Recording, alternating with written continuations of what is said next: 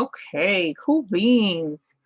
Thank you all for joining me this evening for our Sew It Pro class.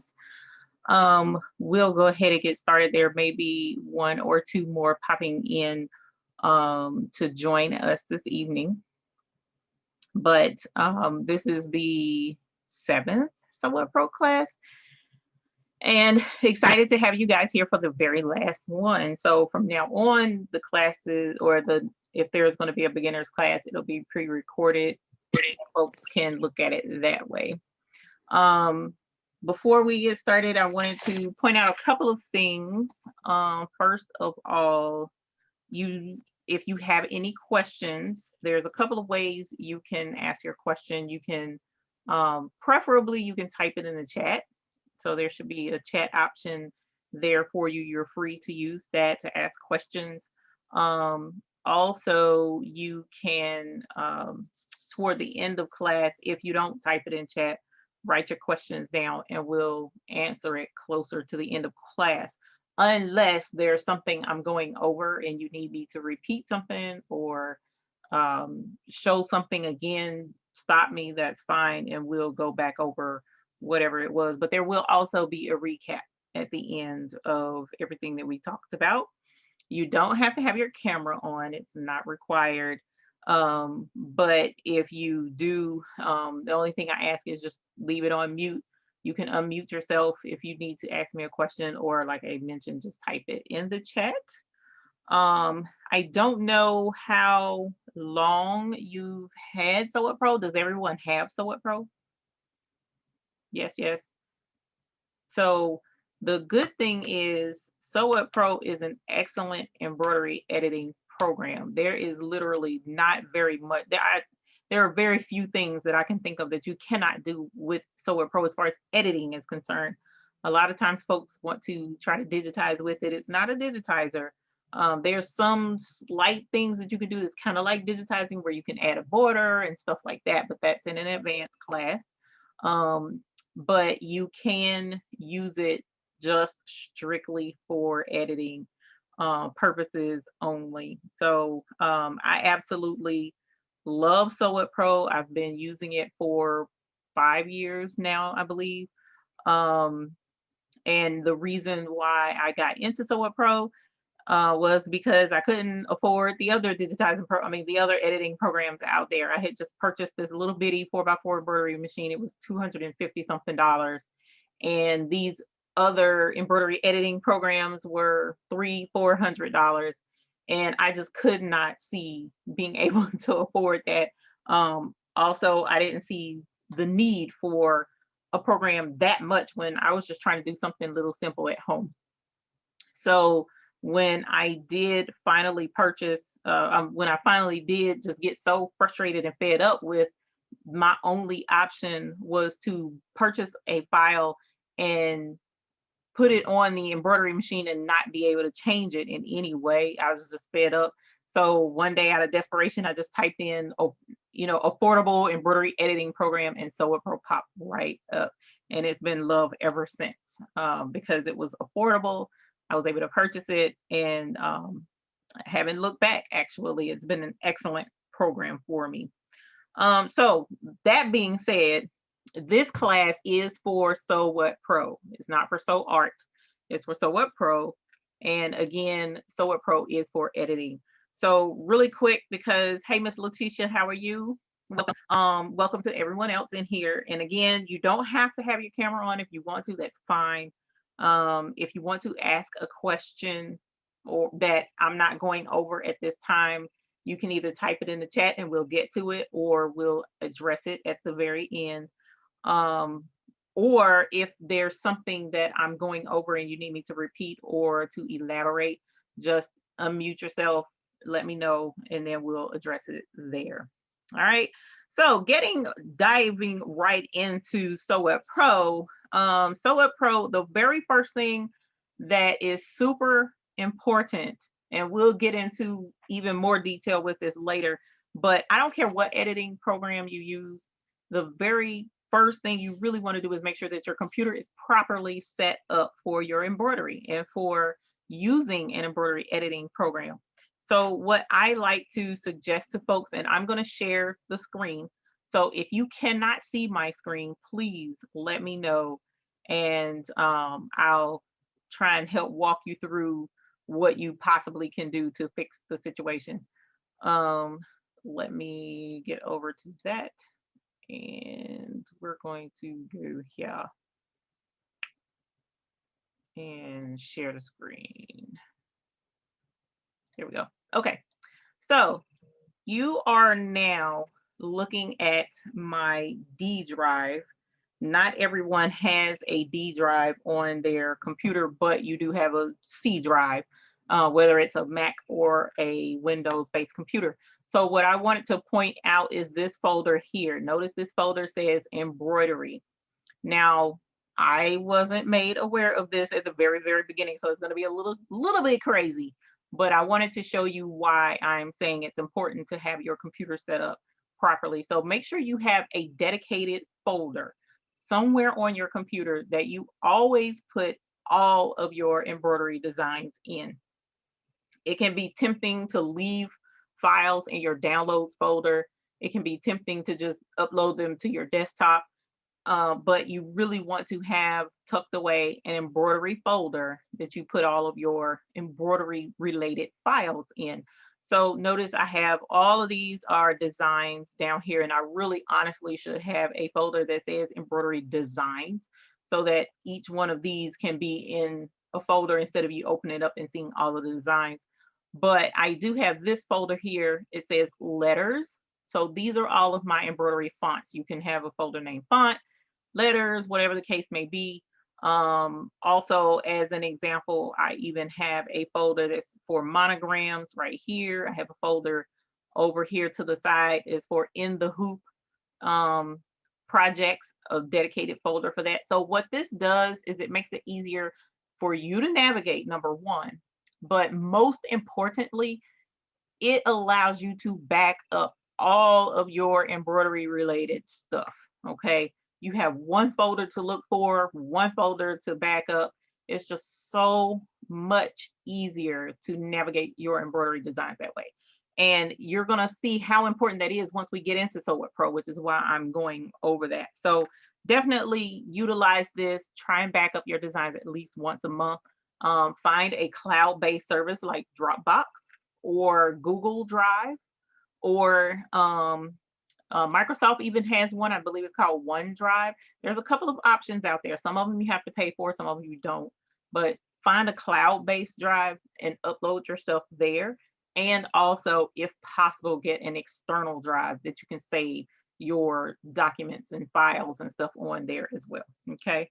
So I just wanted to touch on that because that's super important no matter what program you're using. So now that you've seen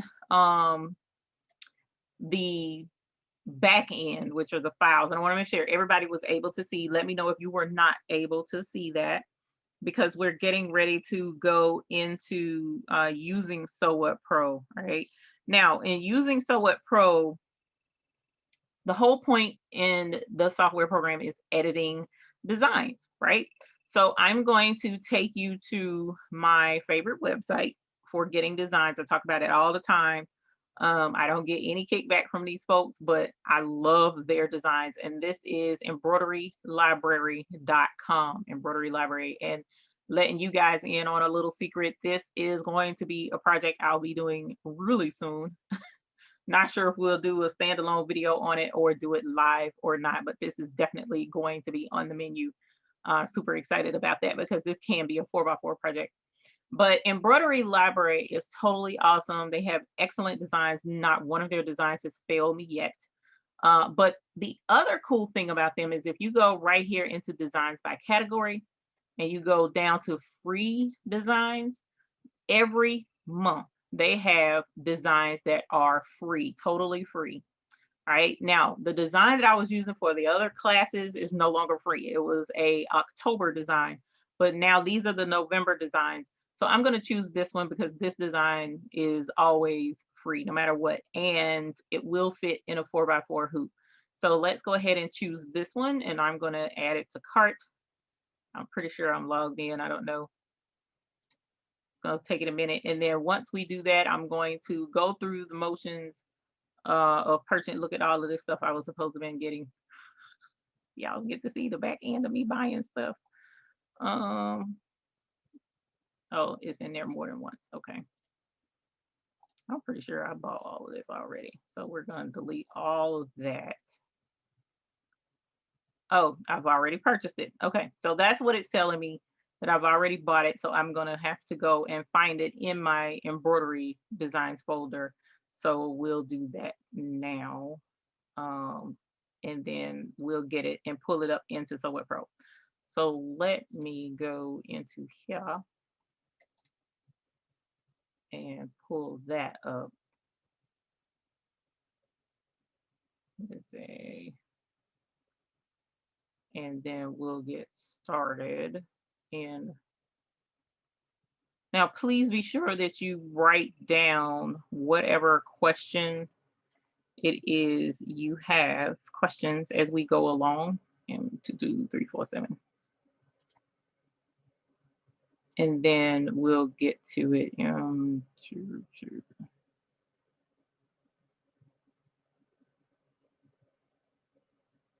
3, 4, 7.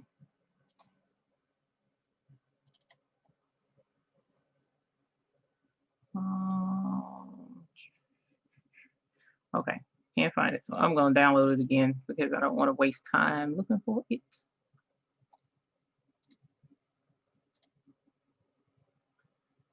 All right. Okay. So I'm going to put it, this time I'm going to put it on my desktop so that it's easier for us to find it. Okay, so now let me share my desktop screen. Okay, so here we have Sew It Pro. And let me move this over some so that it will be out of the way. Now, Sew It Pro is very user friendly. All of these icons that are across the top right now, they're grayed out because I don't have a design on the desktop yet, which we're getting ready to open one.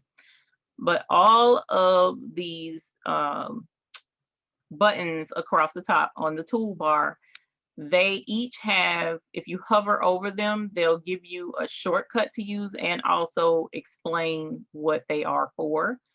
And everything on this toolbar is up here in this menu section somewhere. So even if your button isn't, you can't see it, you don't have it, just check up here if you can't find it. Okay.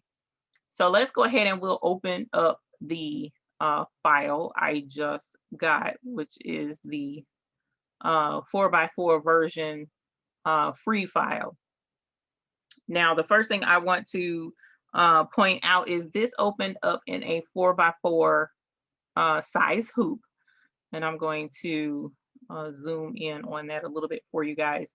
So the 4x4 hoop, if I wanted to change this hoop size, which I'm going to change it because we're going to add some stuff to it. To change your hoop is really, really simple. There's a black hoop right here with the green in the center, and it says adjust your hoop size or position, or you can do Control H on your keyboard. And this is how you open up your hoops. Now, what the makers of Sew It Pro have done is they have went through all of the manufacturers of embroidery machines for the most part, and they have added them right here across this toolbar. Okay, and all of the hoops that go with each one of these machines is under their own tab. So it doesn't matter what embroidery machine you have, as long as you know your extension, you're able to just go across this tab up here and find what embroidery machine you have. And as you see, as I click on each tab, notice the embroidery file type changes. So you have CSD for the poem machine, Melco is EXP, Husqvarna is HUS, so on and so forth. Also, you can change your hoop size readout, like right now under, let's go to red line. Actually, let's go to brother because a lot of y'all have brother. Excuse me, these are your common brother sizes. But if I want a 5x7 hoop to use, unless you know to look right here, 5x7, you may see 5.12 by 7.09, and that'll throw you off. Like, where's the 5x7? Well, the embroidery hoops are all from overseas. So the hoop size is based on the metric system. So all of your hoops have a more round number. Like the 5x7 actually is 130 by 180 millimeters. And that is the true size. 5x7 is not the true size of that hoop. The true size technically is 5.12 by 7.09. So it's a little bit bigger than 5x7. But either way, you can change your metrics right here in this box. All right. And if you want a hoop size that's landscape versus portrait, or up and down versus side to side, here are your choices here. This one, 5x12, is going to be your up and down version, the tall one. And then your right beside it is always going to be the longer version of the 5x7, or whatever hoop that you choose. Okay. So now that we've picked our hoop size that we're going to work with, and go ahead and start manipulating this design. I'm going to slide you guys over, make sure there aren't any questions really quick. And like I said, if you have a question over anything that I've said, just holler at me and we'll go back to it. But here we have a design that we are going to move around. There's grids built in here. If you don't have your grids with your sizes here on the side, you can go into view, and then here you have grid lines, grid labels. Texture allows you to see what it's going to look like when it stitches out, so you can turn that on and off, and that's all under view, what you see. So anything that you can't see, go into view and it should help you fix it, because even if your toolbars are missing, you can't see them, this is where you come to fix them, is right up here. Okay. You can even do large toolbar icons as well. You can make them bigger or smaller. But at any rate, one of the things that I suggest before you make any changes to your designs, like this one here that we just purchased, if you look right up here at the tab, this is the file that we opened, is M22347, and then it's number 1 because I've had this file before. And then if you look over here, on the right hand side, you'll see M22347. The file name is over here as well, with the stitch size and how many stitches is with this design. And then down here are the different color stops. Okay, so if you want to change colors, I'm just throwing this out here really quick, we'll go back over it again. But if you want to change colors, you click what color you want to change and the other colors pop up at the bottom. But we'll go over that in a minute over the thread palette. But before we make any changes to this design, what I strongly suggest you get into the habit of doing is save this as something else, a working file. So you would go to File and Save As, because if you save it over the top of the name of what it already is, what will happen is you will overwrite your original file. I cannot tell you how stressful it is when you go to use this file again and it's changed. It's not the original file. It has names on it or whatever, and you can't get back to that original file. You either have to go back in your email, click the link, go back to the website, download it again, or find the download zip folder, unzip it again. It's just drama. So the easiest thing would be is to save it as a working file. So in this instance, I have the file name is M22347. So what I'm just going to do is name it edit. You can name it working. You can name it, if you were doing shirts for your grandkids, you could name the first shirt Sally's shirt, the second one is Jane's shirt, because what that does is allows you to know what file you're pulling up and what you're working with. Okay, so now that we're going to save this as an edit file, now any changes that I make to this, I can just hit save, and it will save the new file, not my original file. So it'll be easy for me to go back to the original and not have to worry about messing up that original file. And you'll find that once you start working with fonts, we'll have to open up the first letter. And when you open up that first letter, if you make any changes and you don't change the name of the file, then it'll overwrite your font too. And that's a pain. I've done that as well, and that is annoying. So just a quick tip, change your file name right away. So with Sew It Pro, one of the main things people want to do with designs that they purchase is resize their designs. It's common, it's okay. Yes, you can resize designs in Sew It Pro, but you have to know how to resize designs in Sew It Pro. One of the first things I'm going to tell you, beware, don't be tempted to use these corner black blocks. Let's zoom in a little bit. Don't be tempted to drag the corners to resize. And the reason why that is not the right way to resize this design, the reason why that's important is because if we click on this design and look over in our stitch panel, it says this is 8,113 stitches with this design. If we resize it and make it bigger, for instance, look over and how many stitches do I have?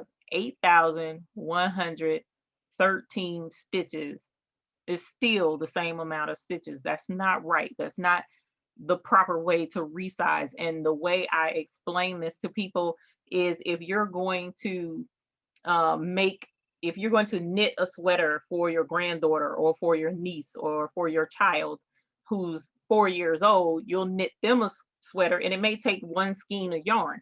But if you go to knit yourself a sweater, you're an adult, you're much bigger. So are you going to use just one skein of yarn to make your sweater?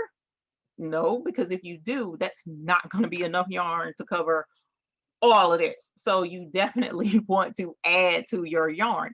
Same principle applies with enlarging designs. You want to make sure that your stitches increase the bigger it goes.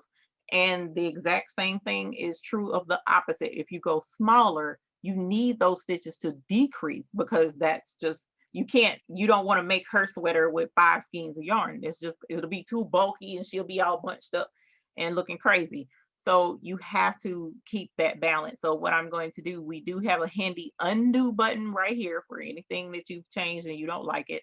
So let's hit that undo button and put it right back to the right size. And this is how you properly resize your embroidery designs. We'll go into tools. And when you go into tools, you'll see where it says resize pattern. Also right here, 2 tool dots down from our hoop is resize pattern up here as well. Okay. So if you click that, it opens up the resize selected patterns panel. So you have a few options here. The first option that I'm going to point out is lock aspect ratio. I'm going to suggest to you, especially as a beginner, leave that box checked. Don't uncheck that box. Wait a minute, sorry, wrong thing. You can uncheck that box. So say for instance, I apologize, I got mixed up. If you want to make this wider without making it bigger, then you unlock this, okay? And it will make it longer. You may want to make it a little bit wider for whatever reason. But if this is checked, it will, anything you make bigger up, it'll make it bigger in comparison wide. It'll automatically do it for you.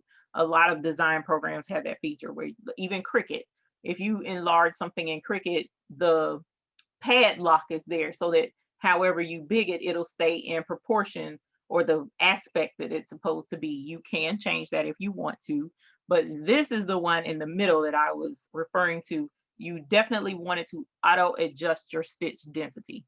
You want it to add stitches if it gets bigger. You want it to take stitches out if it goes smaller. Always leave that checked. Unless you know how to digitize and you know what you're doing, leave that box checked.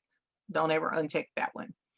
Then the last one is measure in percent of initial size. That's up to you. If you want to resize your design by percentage, you can. If you want to resize it based on a set size, you just take the check mark out. And now, say for instance, I want to make it 5 inches wide. If I did it by percent, I don't really know 5%. You know, I don't know what percentage to do to make it 5 inches. So you have that option, or you may know you want a specific percentage. It doesn't matter what size it is. I just need it 20% bigger. Then you can use it that way. So it's entirely up to you.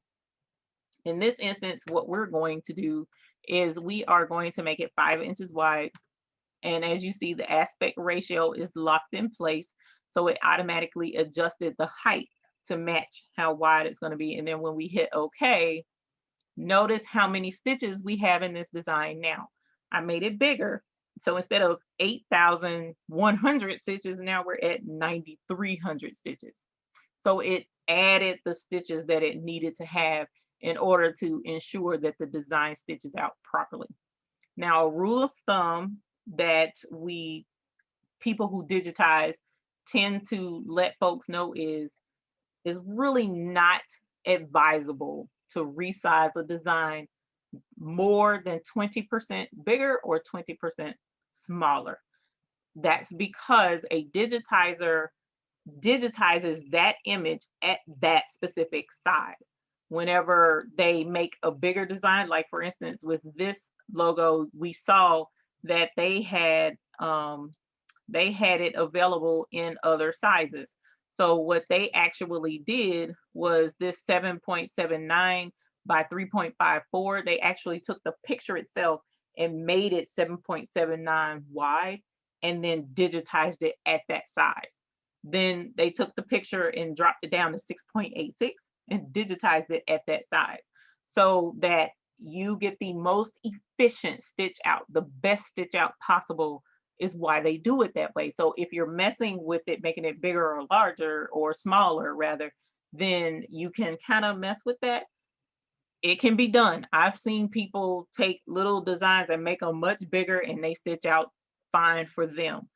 So what I'm going to tell you is it's entirely up to you how you want to do your design. But as a caution, if you make it bigger or smaller than that 20%, stitch it out on a test piece of something first. Don't just don't make it like you want to do a project for a customer. Don't go ahead and make it bigger anyway and then stitch it on the customer's outfit, because if it doesn't stitch out properly, then you're going to be sad and frustrated with yourself and wondering why is it not stitching out correctly. But that's because whenever a design is digitized, it's digitized at its optimal size for the image. They did it that way purposely. So you can resize it to whatever size you want to do. Like I can actually make this 20 inches if I wanted to. And Sew What Pro will do it for me. But I really want to use caution and stitch it out first to make sure it's going to stitch cleanly. And then I can make a decision on whether or not I want to continue with using it at that size or not. Okay. So that's resizing. Now what we're going to work on is merging designs. All right. So when you merge a design, like for instance, put a name with this. This is going to go on a pillow, so to speak. So we want to put a name up under it. And so we'll be merging letters here shortly. You also can duplicate design. So if I want to stitch this out, I'm doing patches, for instance, and I want to stitch this out twice to save space in this 5x7 instead of doing just one in the middle. I can move it up here. And I line these little black squares up with the grid to center it. And then you can go to edit, copy. Then you click off of it and do edit and paste. And it will double the design. You may not see it right here, but notice over here, instead of just 3 color stops, now we have 6 color stops. So we just take that and drag it down, and there's the second one. Because what it did was it just duplicated over the top of the second one. See from a design the type of font was used, we will be getting two fonts here shortly. Now, this design was digitized with this font, but we'll be getting to the fonts here in a moment. The fonts are going to be a little more involved. We got a lot more to do with fonts to show you how that works. So that's going to be a heavy subject here in a moment. But another way to merge a design is you can go up here to file. I'm sorry, add a design to this. We'll go to file and merge. Okay. If you want to put another design in with the one that you're using, you don't want to open a design, because if you just do regular open, it's going to open up its own design in a whole nother window. We want this design to be with the other, so you merge. All right, so just try and get into the habit of understanding that and remembering that. But as you see, it's really not that big of a deal. If you do accidentally just hit open, you can just close it out and come back and do it again, but this time hit merge, and then we'll grab this design only because it's sitting right there, and we merge. And as you see now, it's right here on the workspace along with the original one. And looking over here, everything is the new design. Color stops are now added to our workspace. Okay, so that's how you put two designs together on one workspace in one hoop and be able to stitch them all out. Let's see where we are. All right, now the heavy stuff. So now we're going to get into adding letters. Part of taking this class, you are going to receive a font for free for taking this class. And I'm going to show you that font here in a moment. Adding letters in Sew What Pro, there's a couple of ways to do it. I'm going to show you one wrong way to do it and why it's a wrong way.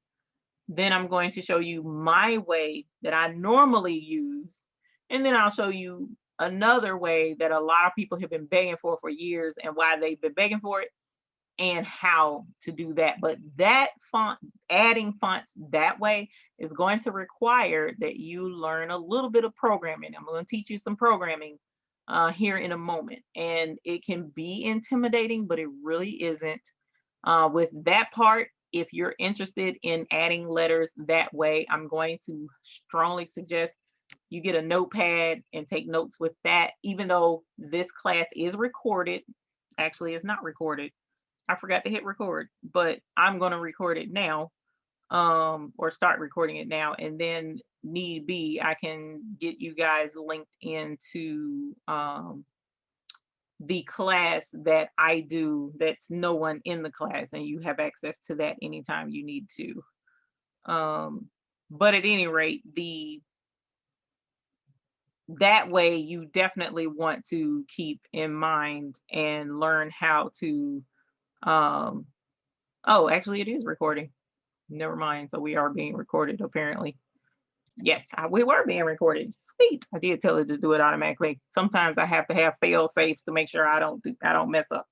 Okay, so you definitely want to pay attention to that if that's a way you want to use putting in fonts. But first, let's show you the wrong way, which really isn't the wrong way, but is not the best way to add fonts. So Sew What Pro has a feature built into it. If you come up here to tools, and then you come down to right here where it says Sew Lettering. Sew Lettering is a feature that was added to Sew What Pro way back, long before I bought Sew What Pro 5 years ago. It was added long before that. But I remember why it was, the reason why it was added. They put this in because this will allow you to type in letters and use your fonts that are built in on your computer and automatically supposedly digitize these fonts that are on your computer, and you should be able to stitch with them. Okay, so as you see this font here, Purulin, I don't even know what font that um, is on my computer. This is not an embroidery font. You can pick the size that you want it to be, the color you want it to be, and then you hit OK. And down here at the very bottom, it says testing font to show you what it's supposed to look like. Um, and then once you're done with that, because then you can do it as an outline, you can do it as satin outline, you can do it as an applique, fill stitch, or satin stitch, either way. And then you hit OK, and it brings it into your um, workspace. But take a look at this font. Now this is automatically digitized from off of my computer. You see there's some imperfections here. There's a line going here, a line going here. I mean, it looks okay for the most part, but it's got some funky things going on. That's because the reason why they added that to this program back then is because back then, when you would go to purchase a font, the fonts were expensive. The fonts were $20 and $30 a font. It was very, very pricey. Fonts were not cheap at all back then. I remember that when I first started 5 years ago. Fonts were super expensive to me, because if you look at my font list now, from what I have on my computer, I have tons and tons and tons of fonts. That's because as I continued along learning embroidery, I found websites where folks were selling fonts at a fraction of a cost. Like Jolson's embroidery fonts are usually like $1 and something a font. Even Stitchtopia, who I refer you guys to quite frequently, a lot of her fonts are extremely affordable, but back then they were not. So they were being nice to help folks out by letting people automatically digitize fonts that were already on their computer to help them out some. And that was nice. But as you see, it didn't always work out as well as they would have liked it to. The automatic digitizing wasn't its best. And you can even reach out to the Stitchtopia owner of Stitchtopia, and she'll let you know and emphasize what I'm saying. Even I have a digitizing program that's $1,000. Is Wilcom Hatch. It's an excellent digitizing program, but it is not made for digitizing fonts. Wilcom has a digitizing program that you can use to digitize fonts, and that program is like $4,000. It's like super expensive because digitizing fonts is an art. It has to be done properly a certain way. So that's why digitizing fonts is not, you shouldn't do auto digitizing. You can, but you shouldn't. So getting back to this is an option in Sew Up Pro. Can you use it? Yes. If I were to save this and put it on my embroidery machine, will it stitch out? Yes, it'll stitch out. It'll probably look just like this with the lines all in the way and stuff being not where it's supposed to be, because it should have been digitized properly. So what I'm going to suggest to you is, if you want to play around with that feature, you can. Just do a test stitch out. Same thing I'm telling you with making it bigger or smaller than the 20%. Do a test stitch out first to be sure that it's going to stitch out the way you want it to before you try and stitch it on something for a customer or something very, very important. And then that way you'll know how it works. And if you come across a font that works really well with that built in on your computer, then you can use it. You already know it's going to work great, and you can use it. Just keep a mental record of what font that is.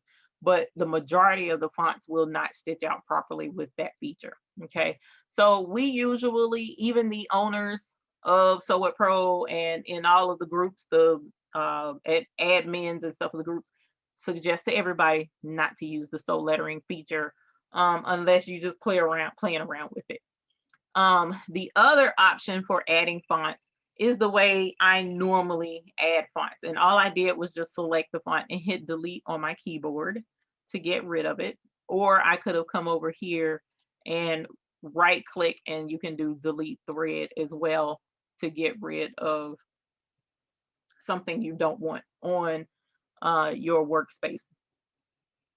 The way I add fonts is I go to websites like Stitchtopia, or I think it's Johnson's embroidery fonts. Fonts website, Applique Corner even has fonts. I go to websites like that where they digitize their fonts, and I know that they're digitized well. Designs by Juju is another. And then I use their fonts and bring them over into Sew It Pro. All right, so I'm going to show you an example of that with the font that you guys will be getting after the class. Okay, so we'll go to File, and what I need to do is, or what you will need to do is merge in the first letter. After you merge in the first letter, then we can work with the rest of the fonts. I mean, the rest of the letters, but let's merge in the very first letter. So let's go to merge, and let's go to desktop. And the name of the font that you guys will receive is called Juniper. Okay, so I'm gonna double click there, and let's pick one letter, and we'll do this capital letter E and bring it in. All right, so here's your first letter. And in order to add the rest, however, line them up properly, you can line it up against these little grid lines to help make sure everything's nice and straight, but that's how you bring in your first letter. But after you bring in the first letter, there's a feature called Info Icon View with Sew It Pro, and that's right here on my screen. You'll see this lettering toolbar right here. Doesn't matter where it is. It could be over here, it could be over there, but the lettering. And then this first one says insert lettering from the info pane. So let's click there and see what happens. And what that does is it brought up all of the letters that was in that folder. Now we'll get kind of sorted into why I say make sure that your files are set up properly. So if you look right here, it tells you what folder we're looking at. And this is my desktop Stitchtopia Juniper, and here are all of the letters that are in that folder. So what size font is this one? I don't know, other than just to click on it. I just know it's a bigger one because the A is turned sideways.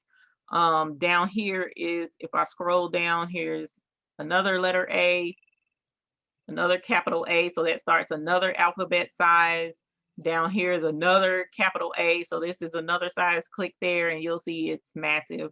So it's easier if you can open up your folders by font size. Okay, so this is one way to show you what I mean with that. But the one that I was working with was 2.5 inches. So we'll go right here to this middle set. I know only because of working with fonts like this, how to find the one I'm looking for. But in order to add a letter, you just click one time.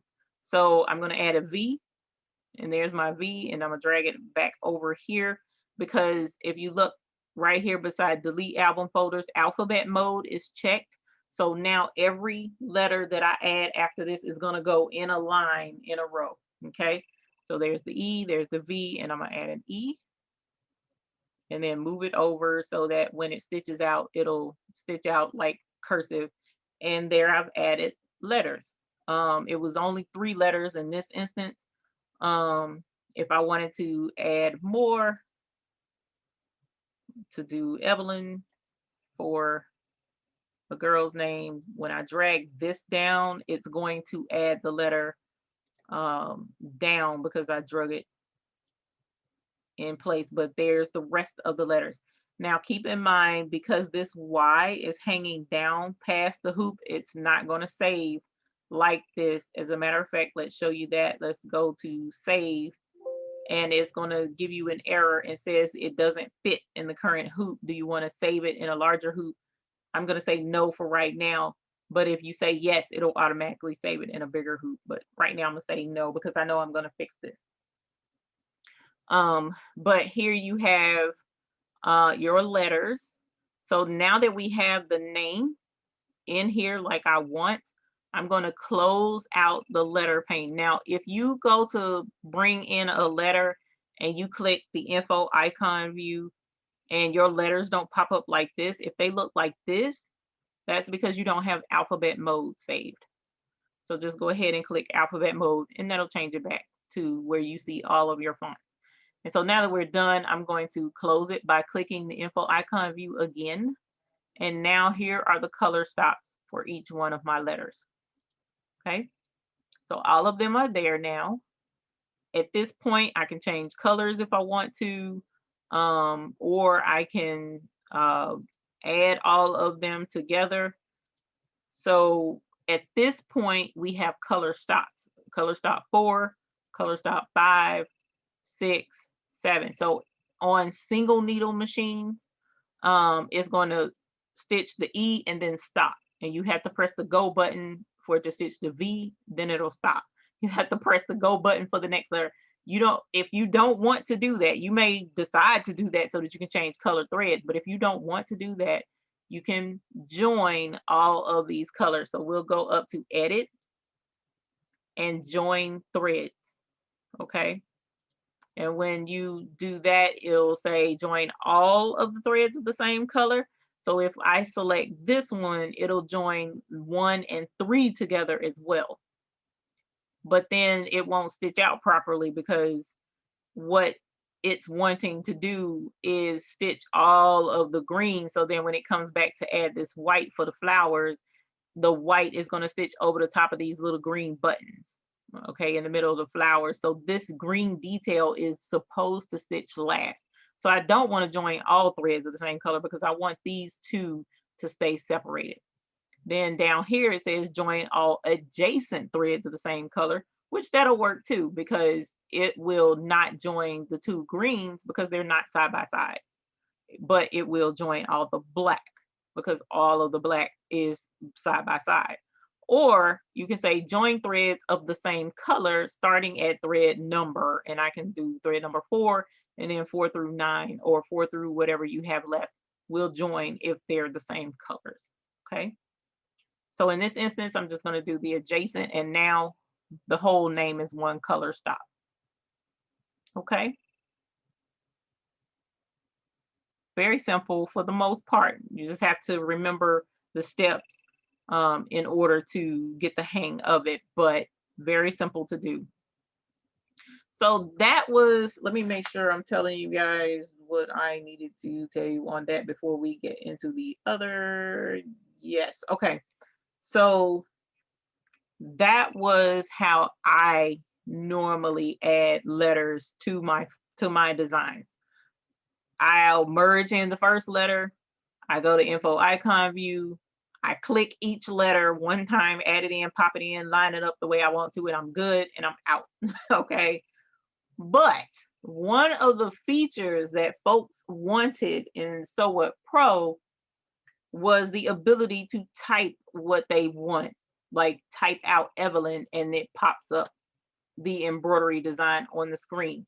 Okay, that is a very popular feature of the Embrilliance embroidery editing software program, but that program is a lot more expensive than Sew What Pro, and they cornered the market on that. But what Sew What Pro did was programmed it in under a different name, and now you have to be the one to program in the font if you want to type in your letters. Now, why would you want to type in your letters? So if you are one of those who like to do poems, this is the shirt I used to wear. When you hug it, you know I am there type situation. That's a lot of letters to be clicking to add that poem in, and I totally get that. I don't usually do poems, so I don't usually have a need to type in stuff. So that's why this method is better for me. But the type in method, some folks just want to type in their fonts, and that's okay. So they've added that feature in so that you can do it. You kind of got to work to get there, but you can do it. So I'll show you how that works now. Let's close out info icon view, and I'm going to actually delete the name that I put in. All right. So now that that's gone, let's go back up to tools, And we're now going to use this feature above so lettering, not so lettering. We're going to use EMB lettering. Okay, so EMB lettering, let's open that up. And now what EMB lettering is a programming, basically a separate program built into So What Pro. Okay, and this will allow you to program or map your fonts. Right, this program lets you map your own fonts. What does that mean? Let's go up here to where it says add font mapping. Actually, let's do the drop down box first, and I'll show you. I already have 4 fonts mapped. I have Juniper, Juniper 1/2 inch, Juniper 1.5 inch, Juniper 1 inch, and Banana Cupcakes 1/2 inch. Okay, so if I select Banana Cupcakes and start typing on my keyboard, hold on, let's make sure. Let's do that. Whoops, I don't, okay. Oh, it's not showing up. So let's go to Juniper 1/2 inch. So now I'm typing on the keyboard, the same font that I just pulled up when I merged in my letters, except a smaller version. That is what's right here. Typing. Okay, so you can type it in, but notice it's up and down and all of that jazz. There's a reason for that, and we'll get into that in a moment. But once you type out whatever it is, you can go to File, you can go to Save, and then it is supposed to pop up in here. Let's see if it does, because sometimes it acts monkey and it doesn't pop up in there. Let me go back to that. Let's try that again. Hold on. Sometimes it acts up, especially if you download So What Pro with Google Chrome, it'll act up. You need to download it with something else. So let's hit close. There we go. So you hit close and it came right over. So it brings it over also with each individual letter separated so that you can adjust it if you want to. Okay, so I would just come in, realign it, whatever, if you want to. You don't have to, and we'll get into that in a moment, but you can type on the keyboard and you can bring in a font. All right, so let's show you what that involves, mapping your own font. So we'll go to Tools, again, Embroidery Lettering, and right here beside your drop down box of fonts that I've already mapped is your mapping button, Add Font Mapping. So let's click that. And now we'll go to File, Open. I'm sorry, not Open, because those are the ones already existing. File, New, sorry. Once we go to File, New, now I need to go to where the new font is that I want to map into So What Pro so that I can type it in. Now, this is why I'm saying save your fonts by font size, and we'll go into that, and I'll show you what that looks like after I show you mapping them in. But actually, no, I can't. I need to show it to you now. Hold on. Let me move you guys out the way. So let's go to my desktop, and here is the Juniper file folder. All right, and now in the Juniper file folder, notice I have the 1/2 inch folder, 1.5, and 1 inch. All right, so I need to now program in the 2 inch embroidery font size. So this is how I set up my font file folders. You really need to do this step before you start mapping in your fonts. Okay, so just for kicks, we'll go ahead and start with 2.5. The first size and the first letter is an ampersand, so we're going to click that, and I'm going to click twice. I'm just showing you my process. There's several ways to do this, but this is how I do it to make it easier for me, because I'm all about speed, getting it done, you know. So I click it to where I can highlight the name, and I'll hit copy. And then we'll click on new folder. And when new folder pops up, I control V for paste, because I want to paste in what I just copied. And then I'll go right here and delete out ampersand, because I just need the size of that font, and hit enter. So now I have a folder for my 2.5 inch fonts. All right, so the folder is there. So now let's put that 2.5 inch font, all of the letters, into their folder where they belong. So again, the first one was ampersand. I'm gonna select that. I'm gonna hold down the shift key on my keyboard. Now this works for Windows, and I believe it works the same on Mac.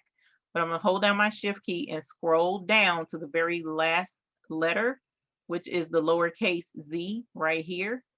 Now I'm gonna click that, and it'll highlight all of these. Okay, so I can either do Control X to cut and paste, or I can click this first one and hold down the button and drag it up to the 2.5 and drop it right in. So now this folder has all of the 2.5 inch size letters in it. All right, I'm gonna show you again. So we'll go back to the ampersand.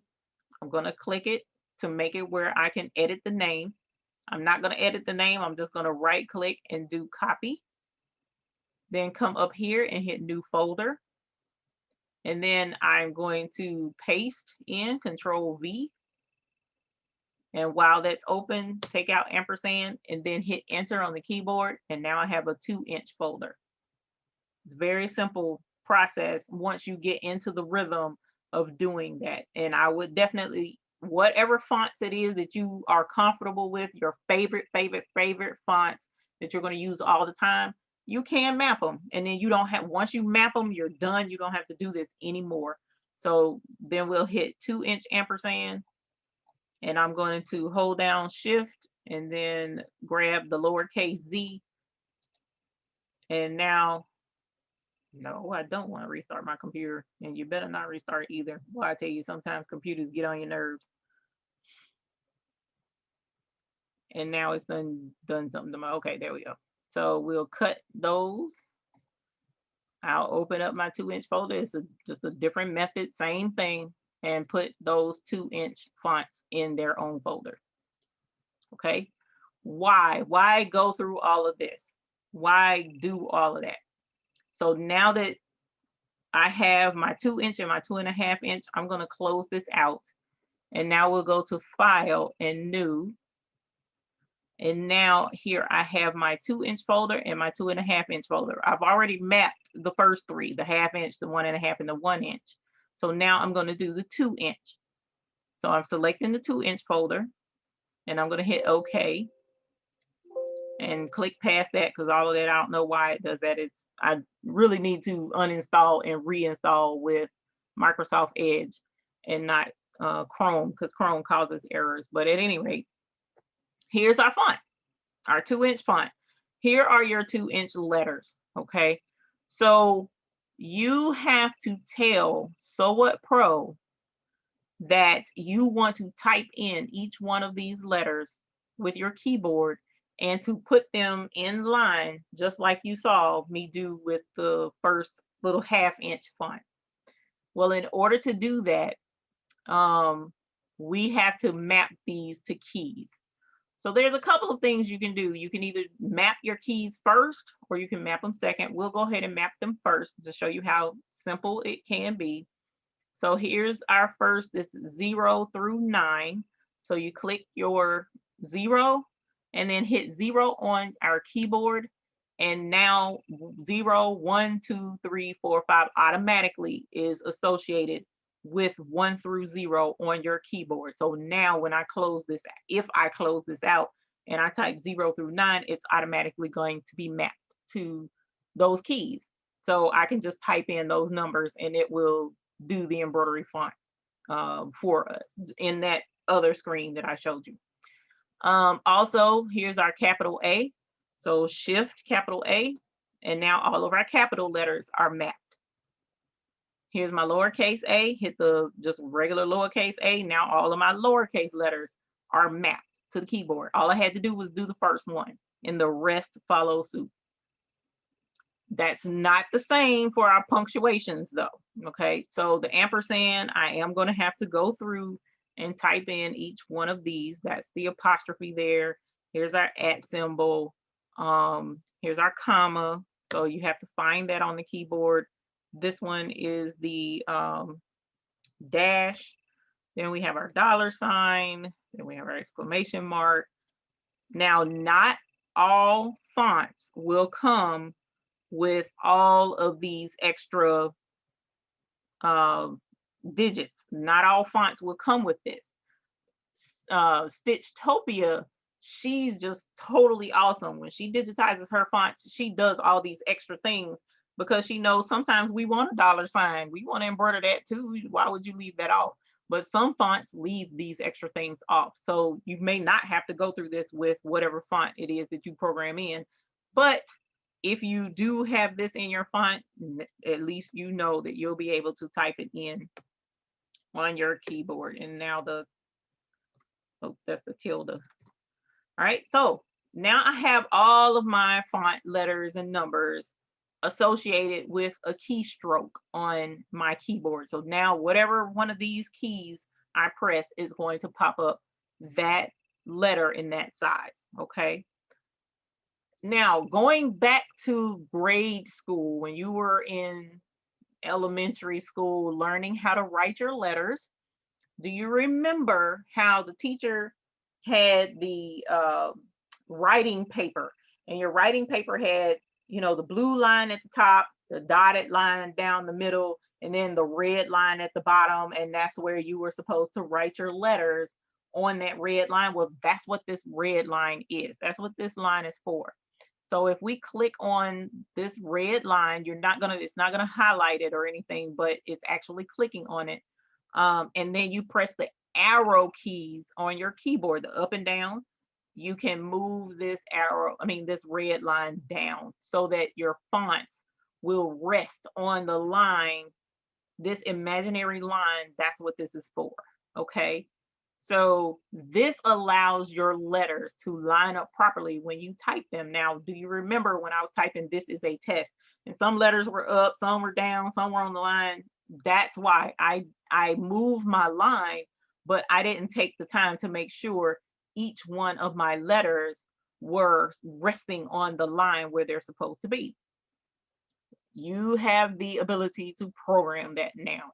So I can take the time to go through, and let's start with my lowercase a. And if I click on the A and just press the down arrow key and put it down to the line and do this with each letter. Now you can select more than one letter. Like here's the E, I can hold down Control and click the I, and then click the M and the N. I'm holding down the Control key. P, Q, R, S, U, V, W, X, Y, and Z, because those look to be about the same way up. And then I hit my down arrow key, and now I'm moving all of these at the same time. So you don't have to do one at a time. It's not tragic to have to program all of these in yourself. There is easier, you know, he did program it where it can be done and it not be so horrifying to sit here and move each one of these letters. But now once you do this, it's done and you don't have to worry about it anymore. But it is a process that you will have to go through if you decide you want to type in your fonts. Okay, so I'm not going to finish these, but even though right now it looks like everybody's good for the most part. I is too low in my opinion. J is too high. We'll bring it down to right there. Okay, well, to me, that looks good. My letters are a little high, but I'm not worried about that at the moment. So now I have all of my letters lined up on the line the way I want them, except for the comma. I'll bring it down just because I see it. And so now that everything looks great, all of my letters are mapped to their keys on the keyboard. Let's go to File and Save. And now, because I named the file folder Juniper 2-inch, so I know this is the 2-inch font. I know this It's the right folder. It knows it. So now when I save it, I know exactly what size font that is when I open that folder. You can go through this and do the same thing, file, new, and then you can open up the 2.5, and then we'll do the 2.5 just like we did the 2. Okay. I'm not going to do that right now because we've already done it. Do I want to save that? No, I don't. So when you close it out, it brings you back out to your typing part of the program. And so now when we hit this drop down button, look, our 2-inch font is here. And because we took the time to line those letters up with that red border line, so now notice, look, all of our letters are on the line. Nothing's up and down and back and forth and all of that jazz. Everything is lined up the way it's supposed to be because we programmed it in properly. All right. So yes, it is a bit of it's some work to get it in there. But once you get it in there, it's done. I don't have to go through this anymore unless I move my font folder. Now, if you move your font folder, you're going to mess yourself up. But that's why it's important to set it up right the first time. If it's set up right the first time, you don't have to worry about moving it or anything like that. So now that we've typed it in, we'll go to File and Close. And look at there. Now here it is in So What Pro, ready for us to make our changes, move letters closer together, whatever it is you feel like you need to do. Everything is there and you can get it done. Okay. So this is how you add in letters. There's, like I mentioned, there's 2 ways to do, 3 ways technically, but we don't like that first way. But the second way is the way I do mine. And then this is another option for, now, if you, I'm gonna point this out, I didn't mention this in other classes, but just because it happened to do this, if I were to save this, actually, let's move this, let me put that back. Let me move that letter T. Okay, so if I were to save this, everything is inside the hoop boundary, or it looks like it is, right? Because you can't see these other letters that are hidden over here behind this panel. So if you go to save something and it tells you that it doesn't fit and you're looking at it and you're like, okay, everything is in the hoop. Why is it saying it doesn't fit? That's because somewhere off in the distance you can't see it, but there's a rogue letter missing. So what I say is go down here to the bottom right hand corner and zoom all the way out and make sure there's no stray letters way out here in Timbuk3 somewhere, because that has been known to happen, especially when you're merging in letters. So that's just a quick tip to let you know that. But meanwhile, here are the rest of our here's the rest of our letters. We'll bring them in. So now if I hit save, it's saved. No issues whatsoever because now everything is in the hoop. All right.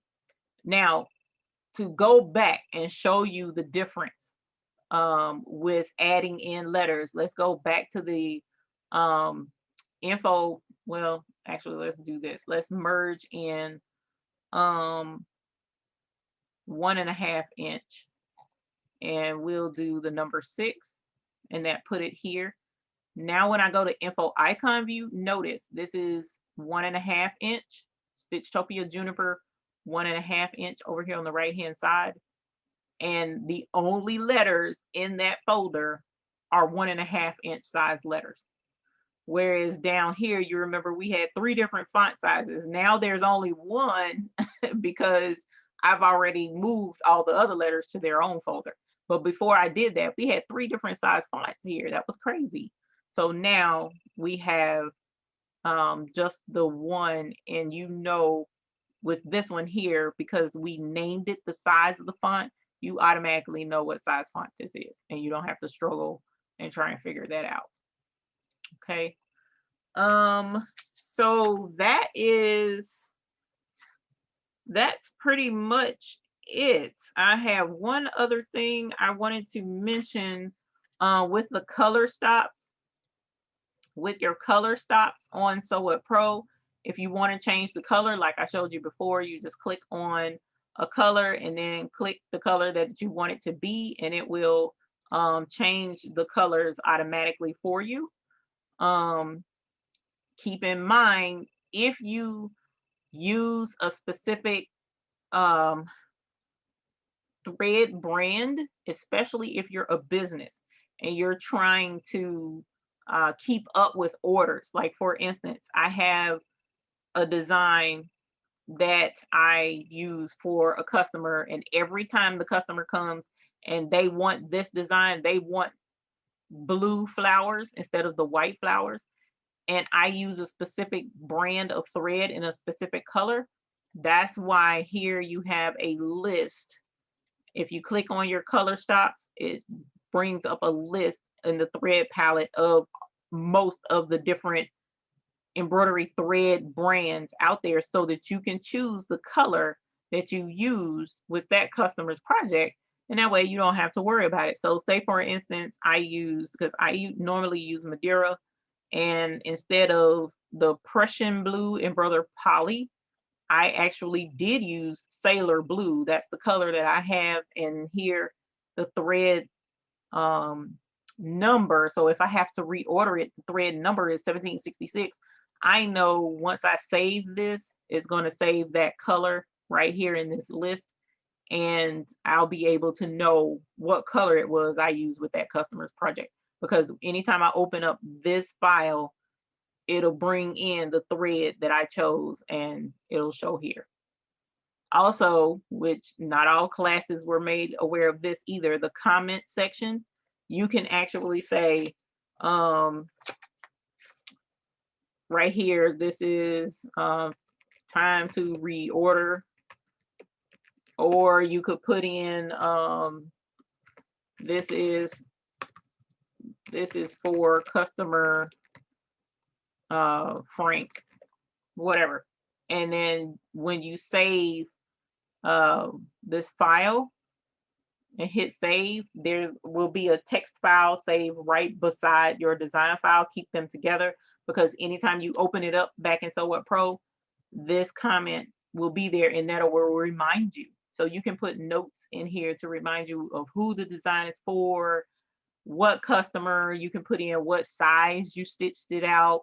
You can put in here what measurement you used. Like I stitched this 7 inches down, 9 inches over, whatever the case. You can put those in the notes. Just make sure that when you want to put in comments, that you check options, project, and auto save color text file. Make sure that this says save, not discard.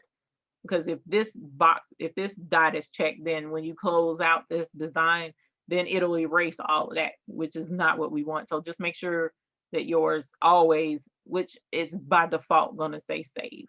Okay. All right. So for the most part, that's all of the beginning stuff.